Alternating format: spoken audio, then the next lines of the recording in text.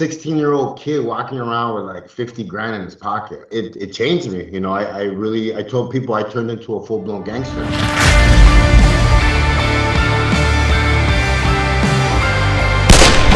Welcome to 45 on the Hour podcast. I'm your host, Colt 45, and I'm here with my boy JC from Wrong to Strong. Dude, guys, this guy's got an amazing story, a huge comeback story. He's been through it all, and when I mean it all, I mean like compared to like a lot of guests, this guy's been through a lot more. And not only that, he helps people now. And because of his past and the things that he's done, now he helps people in prisons. And I'm just going to jump right into it. What's up, brother? How you doing, JC? What's up, man? Thank you for having me, man. I'm blessed to be here with you, man. You too, brother, man. I know we've been setting this up for a minute. We've been trying to connect, and I finally got him on the horn. I was like, yeah, my boy gave me, we're good. So, yeah. I like friends that are busy, man. Don't worry about it. Yeah, me too. Me too, brother. So, dude, I just want to jump right into it, man. I want to jump into the history and everything, bro, because I think it's important for people to kind of understand your background so they can relate to you first, and then understand what you do today and how that can either benefit them or, like maybe they can link up with you in that aspect. So I just want to go back to the history, man. Like, how did you, just start me from your childhood, bro? Like where were you raised? Like, how did that go? And then, how did you get into, the life that you learned from? And then now you're here.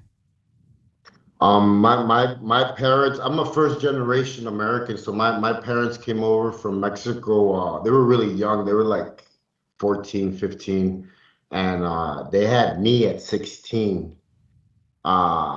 Just kids, it was kind of tradition, I guess, in Mexico to get married young and have kids and all that stuff. And when my dad got to Chicago, he fell in love with the drugs, the women, the big city life, because we're from a very small town in Mexico. And he ended up abandoning my mom. And I tell people all the time when they interview me, to this day, I still remember the look on my mom's face from that day. She was scared. She didn't speak English, and we were in different countries. She had never worked. So she decided to move in with her brother, and that's where, I tell people all the time, that's where my real prison and my nightmare started. It started at home. Even before the gangs, before the cartel, before all that stuff, my prison started at home. The first man that came into my life being my mom's brother, that was supposed to show me, love and all that stuff. Was a man that tortured me, raped me, beat me. It was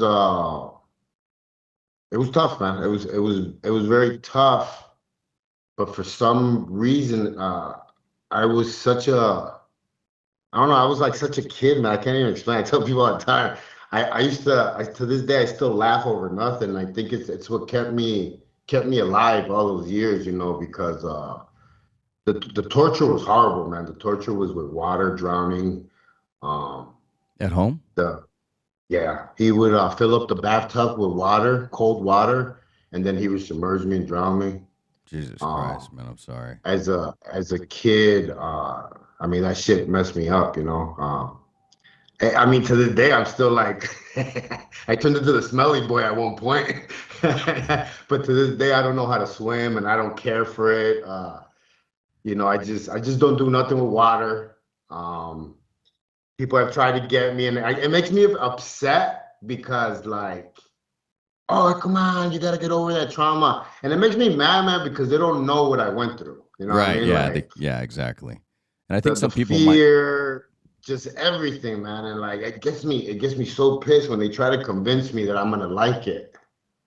And I'm like, no, motherfucker, I'm not going to like it. Yeah, that's not me. That's not my thing. Yeah. It's like me and yeah.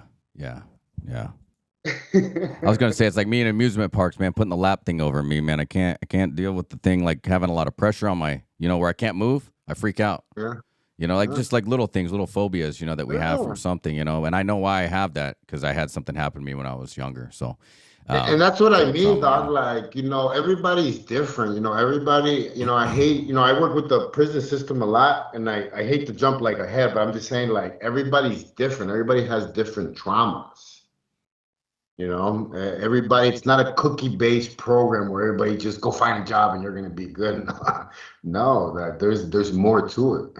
Right. And So you've done a lot of great things, man. And I looked into you, and but I'm just more curious about like kind of how you developed, and like you don't have to like share too much, but I'm just kind of curious, like how did you go from, so you went from that, you had all this trauma, and then it kind of developed into probably like getting, it was like kind of with me, like I just wanted brotherhood because I didn't have a father around, right? So I went on the streets, and then I hung around other kids, all the knuckleheads, the guys that would give me love, and and all the people that were like, oh, we're against these people, and we don't like these people and whatever. And then, you end up joining people, and you're trying to fit in, bro, because you're fucking hurting, bro. You're hurting technically. I wanted a pops. I wanted someone to look up to and be proud of me and be like, hey, you're good. You did a good job, son, And then I didn't have that shit. I had none of that shit, man. My dad was too busy trying on women's clothing, That was my dad, So, and that's fine. My dad's happy now. My dad's fully transitioned, and I've spoke about it publicly because that was my biggest fear, was having people judge me. And so that's why, you got all the tattoos and all the gang bullshit and all the stuff I just wanted to do when I was younger. And, and so we get that, right? We get all that through us. But so what did you get into? So you got out of high school. Did you graduate high school, or did you get into gangs during high school? And then what happened from there, bro? By the time I was 9, I was already like a little monster on the street. I was pretty much uncontrollable. My dad kind of wasn't really there, so my grandparents tried to step in, my uncles, my aunts, but they moved me around so much, and every time they moved me, they would put my life in danger because Chicago is very, very segregated to like gang culture and stuff like that. So it was constant survival for me, man. Since I always tell people, I bought my first gun at the age of 10. Wow. I worked all summer Wow. to save up to buy this little 25 because that was my tool. That was my tool to stay alive. And I started getting into gangs pretty hard, but I had to be a chameleon. And a lot of people in Chicago hate me for it, but I was like, dude, I had to do what I had to do to survive. Like I was part of like 8 gangs. So you're just like these guys friends, but they were kind of rivals with each other in a way. Yeah. I see what you're saying. And you know what though? At the end of the day, when my own gang tried to kill me, that saved my life. That I was like that with everybody else because I was able to run away when it, like, not run away, but like I was able to go back home with a really big gang, the Latin Kings, to be able to be safe because my gang wanted to kill me, man. They set me up. I went to prison. It was a crazy, crazy time, man. So I'm lucky to be here, dog. No, I hear you, man, and I feel the same, man. I relate to you in a lot of ways. Obviously different though. Like I feel like yours was a lot more extreme than my situation was, but I can relate to you. I guess I'm curious, like so when you obviously with the Latin Kings, and then you left that gang life, and then you're with this other bigger gang. Then like what happened from there? Like did you just eventually start evolving into like bigger things? Like how did you get into the cartel and stuff like that? Well, I started involving in like people like Valerie. She's married to one of the Flores twins. Um, she was a good friend of mine, and since I had a kind of I had made a name on the street for myself, so she gave me jobs, and I started working and kind of make my way in. And I have a gift, I'm a hard worker. I make stuff happen. I've always been a leader, never a follower. So like as soon as I got in, I got moved up pretty fast, and I started making money. And I was really young, making really good money. So it changed me. I told people I turned into a full blown gangster. Wow. It was shootouts. A 16-year-old kid walking around with like 50 grand in his pocket. Like it was You were crazy. you were that young when you were doing that? Yes. Wow. Wow. So it was like So I got busted by the Mexican army at 17 in Mexico. So this is when you were in Mexico, when you were doing all that stuff, mostly. Well, obviously, because Well, you I was got in busted. Chicago. I was in Chicago, Mexico, but I was going back and forth all the time. I was in charge of all the cars that were coming in and out. I see. Okay. And then you got wrapped up with the Mexican army back. when you were 16? When I turned right 17 when they busted me. I was in Mexico getting one of the cars ready, and I started getting sloppy, dude. My head got big. I was doing drugs. Even though I was only 16, believe it or not, I was a grown ass man. I had already seen more death than most people would ever see a lifetime. Did you just get immune to So it? Like, because I was in the Marine Corps, right? So did you ever like just feel like you got immune to it? Like, did you like just seeing people? there was a point, and you know what? The only reason why I know that now is because now I'm like desensitized to it. Like I see it now and I cry. I feel stuff for it now. Right. Before I didn't feel nothing.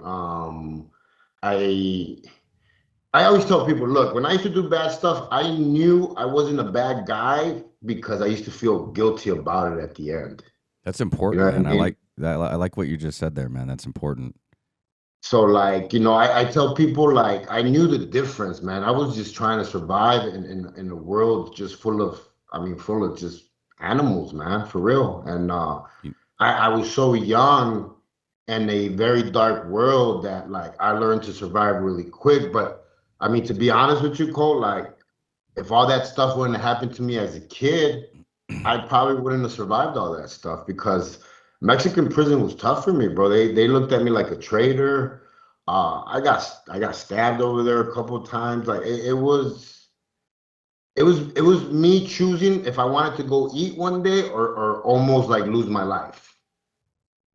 Okay. And sometimes I would be so crazy and I would be in a good mood that I would be like, fuck it, I'm rolling the dice. And I would go out there and You go for the rush, like I think we all appreciate that rush, right?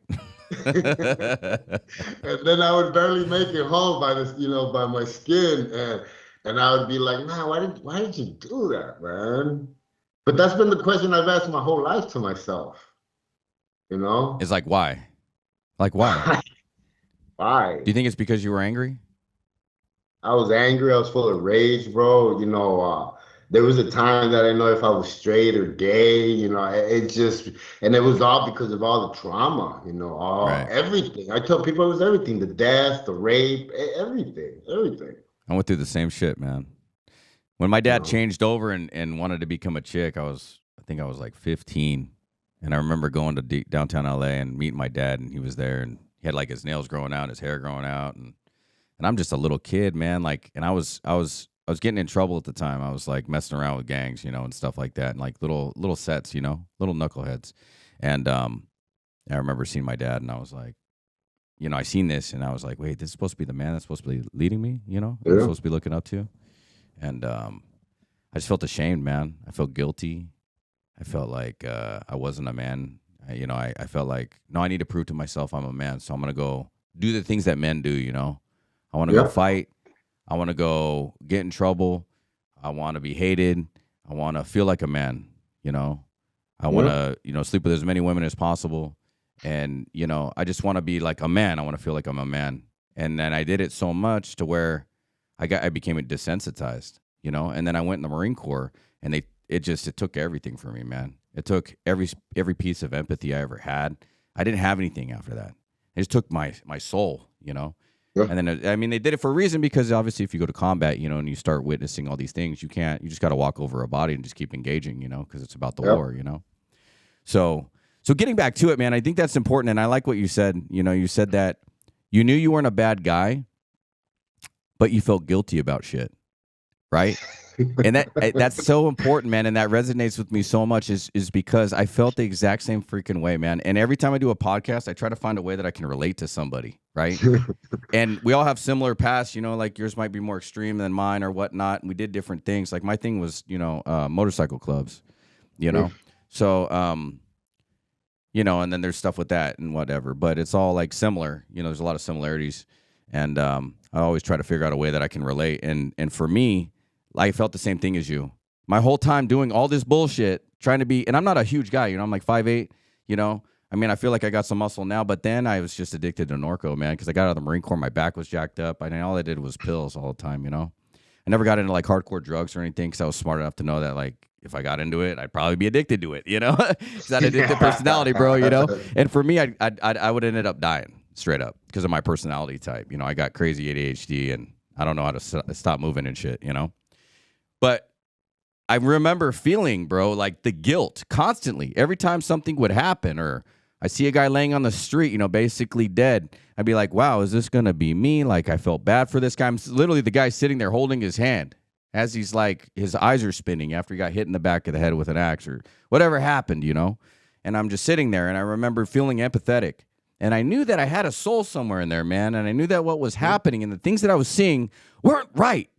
It just wasn't okay. You know, you're not supposed to see that shit. Yeah. You know what I'm saying? And when everyone else would be like, oh, it's all right, we're going to go get those guys. They're more worried about getting the guys that did this than the guy that's laying there. And as soon as I started seeing these things, it started making me realize, man, those guys, we need to help those guys because this is more important right now. This man, you know, this person that's losing his life right now or, you know, whatever. And he's not going to be the same.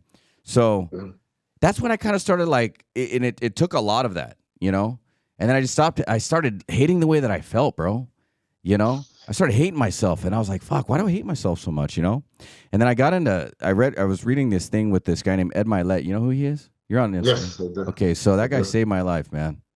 He said this thing that literally I tell it to everyone on every podcast. He said 99 or 92% of the things you think about are the same as it was the day before as it was the day before that. And I said, what the fuck does that mean, bro? I was like, what does that even mean? And I was like, what do you mean that my thoughts are the same every day? He's like, and then so he elaborates on it and basically says that your thoughts are the same, but you also have like this, you know, 8%, 7% window that you can change it, but it takes repetitiveness and then eventually it'll flip. And that 92% will be your new thinking process, but it's within time. And I was like, okay, so you're saying that if this is true, if the way that I feel right now, because I was having panic attacks at that time and I didn't know what a panic attack was. I didn't know what anxiety was. I thought that was a thing chicks get. I didn't think it was a man thing, you know? And then I was like, you know, so I got into that. And then I hated the way that I felt, man, and I wanted to commit suicide. And right before I was about to do it, I was listening to some shit. I was like walking around my house and someone sent me a link to this Ed Milet thing and I listened to it. And it literally saved my life because I was thinking to myself, shit, my thoughts are only my thoughts because I'm making my thoughts available. I'm not thinking about what I think about. And so anyways, that was my change. And that's where you see me today.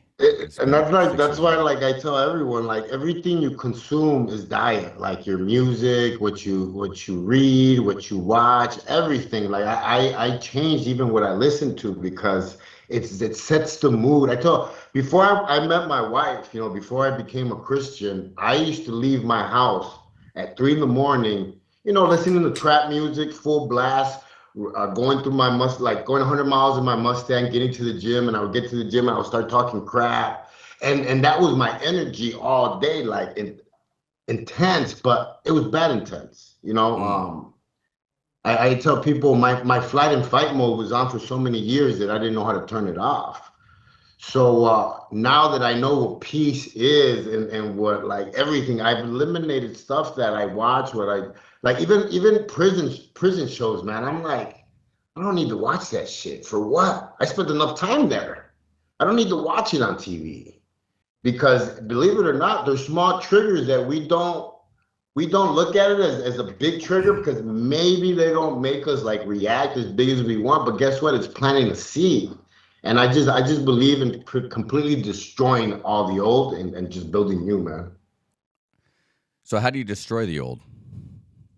Man, new habits, doing things you've never done before, everything. It's like I combined a lot of the prison stuff, but a lot of the good stuff, you know, getting up, reading the Bible, writing on my journal, and doing it every day, whether I feel like it or not. It doesn't matter. Like I tell people, it took me 7 years to get to where I'm at. You know, me too. They see me at the studio now, and they're like, "Oh, you know, you just opened up that recording studio," and I'm like, "No, it took me 7 years to get here. You know, 7 years of changing everything about myself, everything from how I woke up in the morning." So like a full construction. I used to always tell people I'm up to 10 a.m. right now. That's the construction right now. Like the rest of the day will get fixed as time progresses. So let me ask you something. When you got to the end of like your era, would you say the cartel was like the top? That was like the top, like to where you kind of got where you're like, damn, dude, I'm in this shit right now, and like I need to do something about it. Like, what was the hardest setback? Like that's what I'm trying to get at. What was the hardest setback? Do you think that was the hardest setback where you're like, damn, bro, I'm here, I'm seeing all this stuff, I can't do this anymore? And then like, when was that time that you like decided to change? When you were like, dude, I'm fucking tired of this life, bro. I'm tired of this shit. I'm tired of this gang life, seeing people die, the drugs, the doing things illegally. Like, when was it that it like clicked, bro? Like, when was rock bottom, I guess?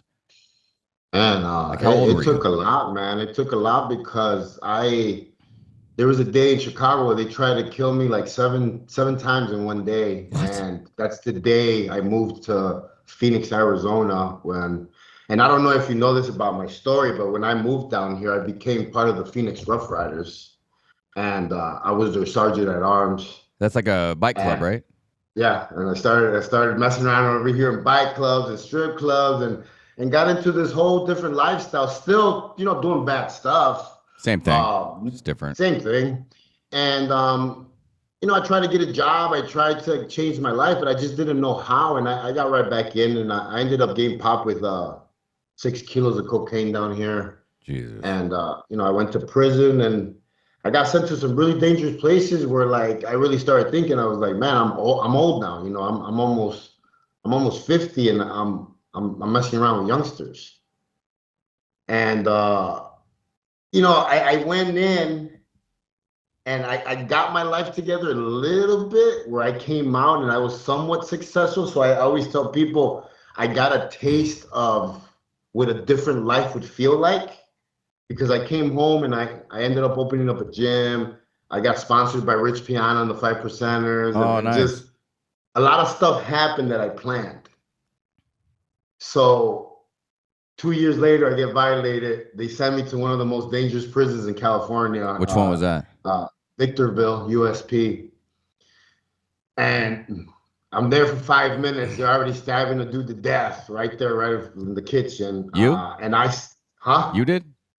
No, no, no, no, no. Oh, you I said seen it. I'm You seen getting it. there as a new guy, Oh, I see. and I I'm see. sitting down, and they're taking care of business right there, Jesus. and I'm like, what am I doing here again? Like, what am I doing, man? And that's where the first question started. That's where I said, I have to try and change, but I didn't know what that looked like. Um, that night, the guard walked me back into my cell because you're on lockdown there most of the day, and he's like, "Why do you have that 5% tattoo on your calf?" And I was like, "'Cause I'm a 5%er," and he's like, "No, you're not, man. What are you doing in prison?" I was like, "Bad choices." Right, right, right, right. And he went and he looked me up and he's like, "Hey man, I saw you online." He's like, "What are you doing here?" To this day, I still call that guy my guardian angel, man. I wouldn't have made it out of that prison. I wouldn't have. He looked me up. He's like, "Your points are really low because you're older. You did the drug program, blah blah blah." He's like, "You shouldn't be here." And 2 months later, man, I ended up getting transferred to Lompoc, California. It's a minimum security prison, and that's the first time I ever stepped foot in a minimum security prison. I tell people, I had never seen so many white people in prison in my life. It was all white collar crimes there. It was all dudes that didn't look like me. But for the first time in my life, I was able to not have to be in survival mode. And I started to learn, man. I started to learn about LLCs. I started learning about nonprofits. And this is me just listening to them talk. And I really convinced myself that I could change, man. And when I walked out of there, I said, okay, I could do this. I could do this. I don't know how, but I'm gonna do it. That's And badass, that's just man. that's what I did, man. I feel it, man. I feel the energy coming from you, man. You were like passionate about it. You're like, dude, I'm fucking sick of this shit. Fuck it. I'm just done, Yeah. man. I'm gonna do something I was different. tired, dude. I was tired of being mad. I know you can relate to this, man. I was tired of being mad. I was tired of having rage in my heart because it's not even mad, it's rage. And that can get you in trouble really quick. I tell people you can catch a murder case in seconds. You know, when you have rage like that, you make mistakes. Yeah. And if you get a charge like that, it's like, it's like life's over, right? You're just spending it in a can forever, Yep. I guess, yeah, I guess we do have a lot of similarities, man, in a lot of ways. I still struggle with it, man. I'm not going to lie, man, but I got into a place to where, like, someone told me this a long time ago. It's actually my pastor. He told me, anger is just a check engine light in your car. That's all it is. And I said, what? And I heard this thing, and I was like, what does that mean? And this guy's a little rough. He's a different type of pastor. His name's Justice Coleman. You should have him. He's funny. He's hilarious. He's just so relatable, He's like, he doesn't even try to be like a pastor. He just tries to be like a dude with like a mission to like present God's word, But yeah, he said this, and it resonated with me. I'll never forget it. He said that, anger's a check engine light in your car. Think of it like that. So when you have a check engine light on in your car, like, what do? You stop driving it? Nah, you just got to look under the hood eventually, right? Start paying attention to it. Start paying attention to what's going on under the hood. And then someone else told me this. They said that anger is basically a feeling for something in the past, not what someone else is doing to you currently. So when you feel anger about something that someone's doing currently, that's something that happened in the past. It's someone else's fault, right? So when you feel anger, it's technically not it's most of the time, it's not the person in front of you that you feel anger for. So when I start feeling that, like for me, anger starts here, right, in my sternum. It's like a feeling. I get this burning sensation. I try to get deep with my thoughts, and I'm like, okay, what does anger feel like to me? It feels like a breathing issue for me, and it starts in my sternum, and it starts burning. And then I start feeling like this overwhelming sense that I need to like get a rush. Like I feel like I want to like move my body, whether that's my fists or whether that's like, it just gives me energy. So I decided, okay, well, when I feel like that, I'm going to engage that energy towards something positive. So I'm going to start utilizing that energy towards something positive, not to try to hurt somebody, whether it be with my words or my hands or whatever, So when I feel anger, I go into jujitsu and I get humbled again. I told you, dude, we have so many similarities. When I got out of prison, I was so mad. I started competing in powerlifting, and I broke so many records because I was just so furious. Yeah, you use it towards a positive thing because sometimes you can't get rid of it. It's something that you're working through. But if you know how to generate the energy towards a specific place that's positive, then you're still fucking winning, bro. If you can't avoid it, then your trajectory is different. So like that's what I do, and I'll do that. I'll do 2 workouts a day plus jujitsu, bro, because I have trouble sleeping, man. I still to this day I have trouble sleep. My sleep's gotten a lot better, right? But I still sometimes have nightmares and shit, and I struggle with the thoughts, and my mind races and I have trouble getting to bed. But man, that's crazy how much we relate. Rebuilding identity and purpose, man. I'm curious, how did you rebuild your identity after losing so much, man? Like being through all that bullshit, bro, and then having to start over. Like what would you consider your start off date? Like was it 20 years old where you started over? 25?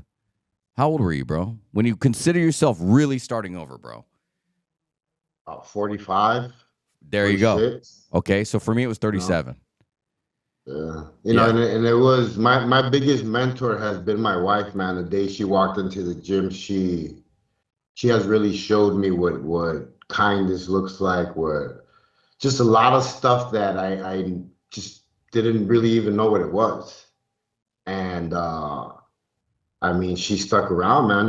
There was a point where she was ready to leave me because I was so messed up. And I tell people, most people don't get to see the JC where that all that stuff happened because I couldn't sleep at night. I would sleep maybe 2 hours, and then that shit starts to catch up with you. Then you start hearing stuff, and she dealt with all that stuff, and she just taught me, man. I started learning what it kind of looked like by her applying it to me. And when I got on my knees, November 6th, 2021, I screamed I screamed for God to help me, man, because I had never been religious. I had never really asked him or nothing. And that's where, the transformation started to really started getting put together, I guess you could say. It's where the chemicals started getting mixed in. Yeah, right. And feels better, I right? started training, bro. I started training after that.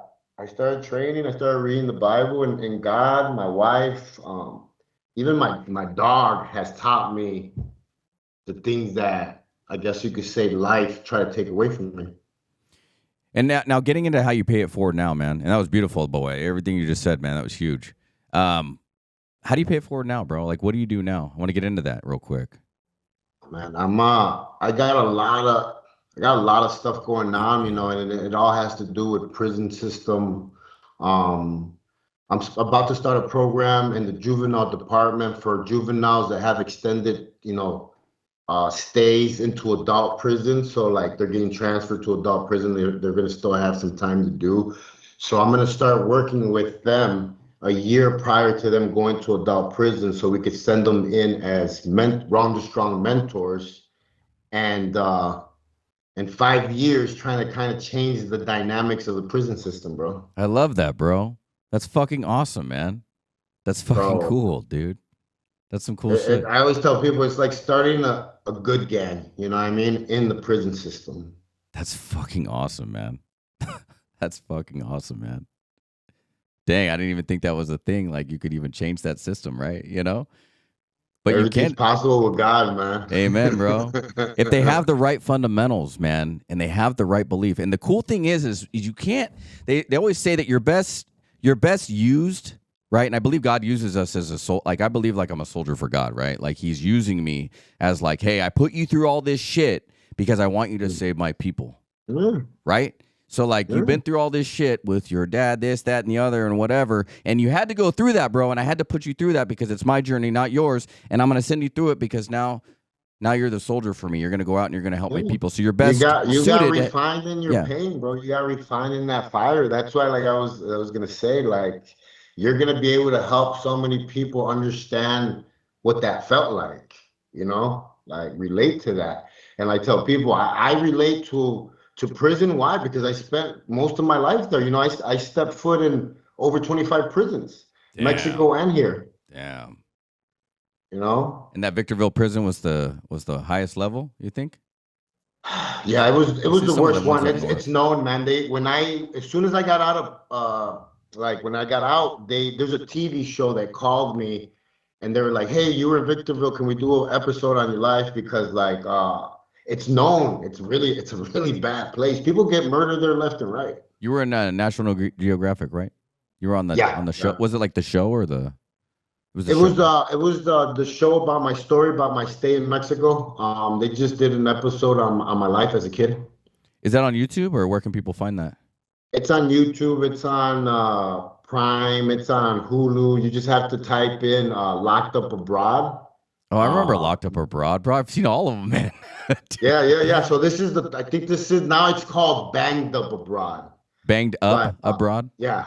And this is I want to say season 12, episode 1, but it was the most viewed, and it's what got my career started, actually. Season 12, episode 1. Sorry, I'm just telling the and make sure you don't watch it with your kids, okay? Because it's rated R. I bet, bro. I had one of my clients.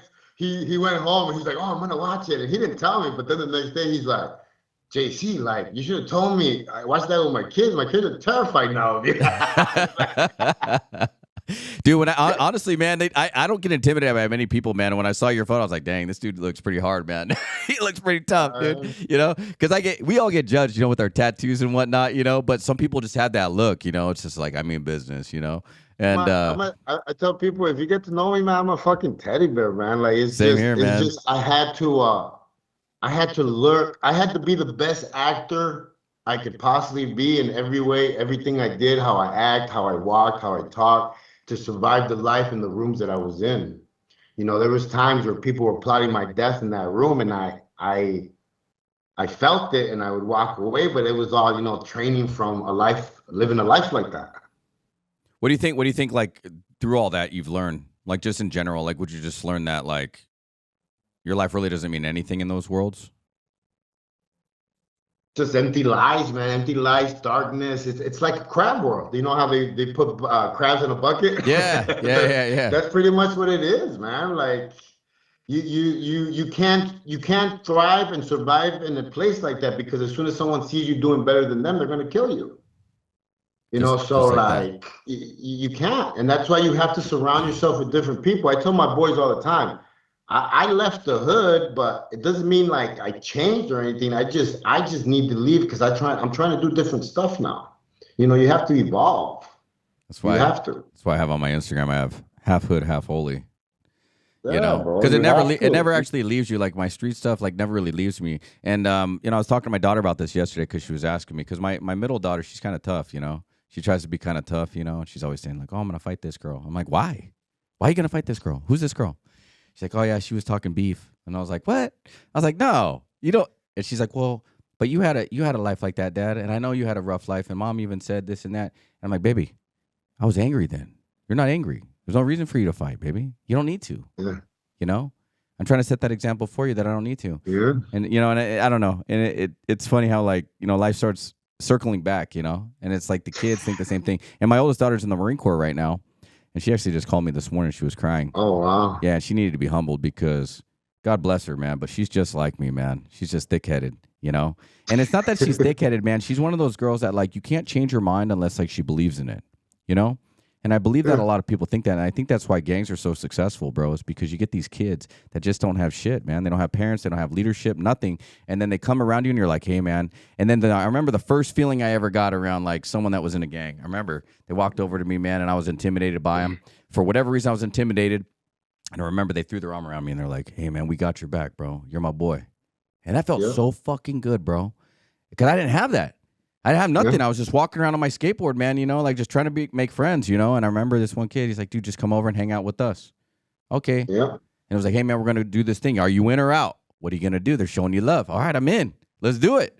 All right, cool. We're going to show up to this dude's house. We're going to bang on his door. All right. Then that happens. Then you're, okay, the first time it's like, wow, that was sad to see. Then the second time it's like, oh, that wasn't so bad. Then the next time it's like you're immune to it, and you go through these life cycles. And I told my daughter, I was talking to her yesterday, I was like, hey, no matter what you do, like you got to be a good person. You got to be the person that you want everyone else to be towards you. That's what you have to be, no matter how they treat you. Because here's the thing. You want them to have karmic debt because she knows about karmic debt at 14 years old. She's like, oh, I want them to get karma. And I'm like, oh, my God, they will get karma. Because if they know that you were a good person, then they lost you as a friend, they're not going to want to lose that again. So you actually teach them a lesson, So I believe like me and you are we're meant for this journey, man, in some way, and we're meant to link up today. Forgiveness, man. I want to ask you about this because this is hard for me. It was really hard for me to forgive people that did wrong to me in my life. The worst things. And I was in church, and I remember my pastor was telling me this. He said, "Hey, man, and I was having panic attacks, and I told him, I wanted to kill myself. I was having trouble like living every day because I was having all these panic attacks are miserable, man. I can't fucking breathe. I felt like I was gonna die. I was up all night. He's like, listen. He's like, you didn't have them before. They just started. So that means that you're seeing some sort of reasoning. You're willing. You're at the point of change. That's a good thing. So pay attention to that. Thank God for the panic attacks. So now I thank them for happening because it changed me. And he said, this is what you need to do. You need to realize that everything happens in life for a reason. And I forget what I was trying to get at. I just lost my train of thought. Oh, forgiveness. He said you have to learn to forgive because if you don't, then you're going to hold on to it forever. And you don't want to hold on to that shit forever, man. You need to forgive everyone, including your fucking self. Yep. And I said, damn, dude, that's some heavy shit. I was like, why do you think I need to forgive myself? He's like, because I know that you don't like who you are right now. That's the reason why you're having panic attacks. Because you're having anxiety. You're thinking about the future, what could happen. And so I just said, okay. And I did. I forgave myself that day. And I forgave myself for everything that I did. And I decided that I was going to make a change. And I'm not fucking perfect, bro. I still fuck up, Yeah, and I think as long as I stay humble, and so I try to humble myself daily. I get up, I do the same shit you're saying, the workouts, the routines, the habits. I study, all the stuff that we talk about, and self-help and whatnot. And then I get into trying to do the podcast and trying to like figure out how I can help other people and how I can relate to other people. Because when I relate to people, people come back on my podcast and they'll say, dude, that was fucking crazy. I didn't even know you had the same feeling I did, or that guy, or whatever. And then you develop a new follower, and then you change something. And before you know it, you connect with someone that brings you to a different level, But forgiveness. So let's get back into that. What do you think what was harder, learning to forgive yourself or forgiving others? I think forgiving others. I forgave myself pretty easy. Really? I think that's easier. My wife had teach me to forgive, the person that raped me, forgive just certain things that I had rage for different reasons. Even forgiving my dad for, and it's crazy because she made me watch the movie The Shack. I don't know if you've ever watched it. No, I haven't. You need to watch it. What's it It's a about? movie of it's a movie about this guy's daughter gets raped and killed, and God wants him to forgive that guy. Wow. And when I watched it, I had never watched it, and she had me watch it, and I was in tears by the end, man, because at the end, I'm not gonna spoil it for you. The message was like so. It was just it was just so easy. And I got on the phone. I hadn't talked to my mom in like 20 years, man. I called her. I told her I loved her, and I told her I forgive her. And I called my dad, and I started healing, man. I started healing. That's where I realized that like forgiveness was the pill that I needed to take. And it's been 7 years of forgiving. It went in chapters. It didn't go all at once. Everything progresses. I tell people, when you're doing something good, you start to learn. Just like crimes, when you're doing crimes, they start to progress. You start getting into deeper stuff. And as I started progressing, getting healthier and healthier, I started learning what love was, what empathy was, what peace was, and now I rush home to be with my wife to spend time with her, and it's crazy what forgiveness does, man. It's the number one medicine, man. Let me ask you something, bro. You being as tough of a guy as you are, bro, when someone started telling you that love heals all wounds, right? Because you probably heard that somewhere, like, hey, have more love, because that's what they talk about in self-help, right? All the time. Like, you got to open your heart up, right? Calm the mind, open the heart, right? Have love for others. How hard was that for you, bro, to try to feel the word love? It feels weird, right, at first, right? I was done, bro. I was done because I had tried everything under the sun, shock therapy, hypnosis, everything and when my wife started loving on me, it started just, I don't know, man, just, it changed me, bro. It takes a good woman to make a better man, right? Yeah, And I yeah, believe that, man. The right woman can either make you or break you in life. yeah. I've been broken down by the wrong women, because I was in the wrong Where mindset we are. all the time, man. 2 divorces, I got 3 baby moms, bro. I've learned my lesson, man. I raised a daughter by myself. The mom ended up doing her own thing. She has 9 kids now. It's a crazy story. But I raised my first daughter all by myself. So, and that's kind of what humbled me at first, but I wasn't ready for it. But I think that she saved my life because I think God knew I was going to be crazy. And so it humbled me. God knows what he's doing, man. That's why he puts the tools. Like he knew that blondes were a kryptonite for me, so that's why he sent my wife.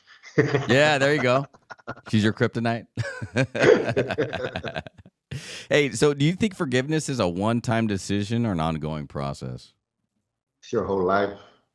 Your whole life, you're forgiving like someone, or I tell people all the time. The other day, I raised my voice to my partner, and the next day, I asked him for forgiveness because like I'm learning to even say that, sorry. So it's a constant thing you're gonna do for the rest of your life. And I can feel that from you, man. Like for you to say sorry, at your stature, what you've been through, it's probably real difficult for you. It And, is. and one thing I do, man, and you probably relate to me on this, I forgive my enemies every morning. I pray for my enemies. I forgive them. The people that I feel like I hate or that I've done wrong to or want to continue to do wrong to, I just ask God to like support me. And I say, hey, I feel this hate in my heart. Please exit it out. I don't want bad for them. I just want them to heal. And because that's what I see bad people now as. Like bad people are just unhealed people. Yeah.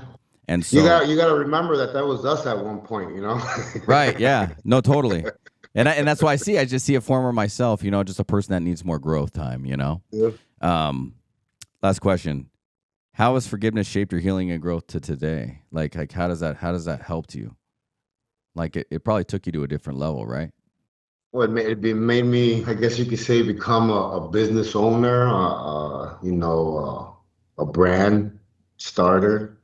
I wouldn't have been able to do everything that I'm doing now, writing books, filming, all this stuff, if I would not have forgiven, if I have not healed. Broken people write dreams down, but that's all they do, just write them down. They never really fulfill them. So, just I'm living the best life because of that, man. Do you have non-negotiables? Do you like write down your non-negotiables, like things that are who you are and all that? There you go. There you go. Right. Yeah. See, you got it right now. Someone told me that a long time ago. They said, write down your non-negotiables. I was like, what the fuck is a non-negotiable? Like things that I can't not tolerate. He's like, yeah, exactly. Write that shit down. Yeah. And someone told me this. They said, hey, if you're not adjusting your non-negotiables every 3 to 6 months, you're not growing. And I was like, wait, what? They're like, yeah, if you're not looking at them and actually adjusting them, you're not growing. And you don't want. I always tell people, like, social media had a purpose. Me being a trainer at a gym had a purpose. It wasn't that I was going to stay there. I already had a plan. I just needed some refining. I needed to grow. I needed to take a couple of speech classes, theater classes, different stuff. To get where I wanted to be. I always tell people, I want to be this. I always tell them, okay, so what are you doing to get there? Like, you hear everybody, I want to do a podcast. And I'm like, okay, well, that's free. So what are you doing? Do you have a YouTube channel? And they're like, no. And I'm like, okay, so you already know what you got to do, man. You just got to get started, kind of like. Yeah, I think that's what people struggle with. I think people just complicate things too much. Yeah. Like when I decided I want to have a podcast, man, I called a dude that was like, knew how to set up podcast rooms. And I was like, so what do I do? He's like, well, where's the room? I was like, we can use this room. And then it was in our building, He's like, all right, so what do I need? Well, we need this, and this. I was like, oh, shit, that's expensive. We spent like $20,000 setting up this fucking room, man. You wouldn't think it, but dude, we got like booms and we got all kind, or whatever you want to call them, the mics. Oh, I don't know. I have a full-blown studio in Phoenix, right? I didn't know that, bro. Yeah, I have a full-blown, I have 8 recording rooms, podcast, media studio. And you rented them out? Yeah, I rent them out to the public. That's how I do. I built it with my partner for it to be the hub to some of the other spokes that I'm building. Nice. It's how this thing works, man. And it's funny that you said, you said earlier about they say your frequency is what you frequently see, right? So if you want your vibration high, then you got to be around the right frequencies all the time. So for me, it was always, and I'm not saying that the people in my past were all bad. I'm just saying that the things that I was doing, I wanted bad out of it. I think that's what I wanted. I wanted to be the bad boy, right? I wanted to be looked at as hard or whatever you want to call it, tough. So if anyone ever found out about my dad, they'd be like, oh, no, that's not him. And I just wanted that validation. I think that's what I really struggled with internally, to be honest with you. But yeah, man, freaking now we're here, and you go through all that shit and then you're like, all right, I'm here in life. And what am I going to do now? And I think for me now, it's just to continue to do what I'm doing today and to keep connecting with people, right? And to find things that relate and then not make sure that I ever get back into the old situation I was in, right? I think there's positive things we can say about the old situations that had taught us lessons and taught us things that we had learned, right? And you don't come from something like that, not take a learning lesson from it, right? Now you're able to help people that might be getting into that situation or prevent people from getting into that situation where they feel like they're going to go into that for the wrong reasons, right? Yep. And so what's next on the agenda for you, bro? What's on the agenda for JC, bro? What's next? You gonna get on another TV show? You gonna build your nonprofit, right? I'm building my nonprofit right now. The main thing is getting the all these prison programs off the floor because it's a combination of a couple. It's not just one. It's not just a juvie. It's like an adult. It's a bunch of programs. I tell people this is what got me in trouble on the streets. I'm a visionary, so I vision, and then I get partners and people believe in me, and then I forgot to tell you too, we're getting ready to open up a halfway house, a wrong to strong halfway house. We'll be having 70% federal inmates, 30% state, so we'll be able to receive guys from all over the U.S. That's cool, man. How many guys you'll be able to take at a time? Isn't it like a certain number? We are looking at a facility from 40 to 60 beds. Oh, you're going big. Yeah. Wow. I have some investors that believe in what I'm doing, and it's just been a slow process because it's all legal stuff and stuff like that. So but man, this is gonna be big, man. We're gonna be able to really make a dent into the prison system, bro. I like it, man. Do you do public speaking and stuff like that? Yeah. You do? Yeah. How hard is that, man? I've never done that before. At the beginning, it sucked because you're very scared, you get nervous and stuff like that. But as you prepare and get better and do it as much as you can, I uh, I was blessed to be able to go to all these prisons where some people knew me, some inmates knew me, so I wasn't scared. So I would speak, and I practiced so much that now it's like easy to do now. Especially if I'm doing like a workshop. Um, the workshops based on whatever they want me to do it on diet, even sleep. So it's you get better at it, man. But like you said, you have to prepare though. I read books on public speaking, but books on TED Talks, all that stuff. Got it. So your main thing is basically the Wrong to Strong, which is your nonprofit. And then do consulting or anything like that? Do you like help guys transform? Like if some guy came to you and he was like, "Hey man, I want you to help me, get my life together." Do you have like a program for that? Yeah, You do? yeah. What's that called? Just Yeah, Wrong to man, Strong? I did. What did they say? I'm a jack of all trades. There you go. There you go. Because I can see guys I looking up to you, man. I see a lot of guys looking up to you, especially guys that came from incarceration, or even guys that just, maybe just think that you're the stronger guy and they're just like, "Hey, man, I want what you have. You have confidence, bro." Because you do. You have a lot of confidence. Like your energy is really good, man. It feels like you're extremely transparent. You're not ashamed of your past. You're fully authentic.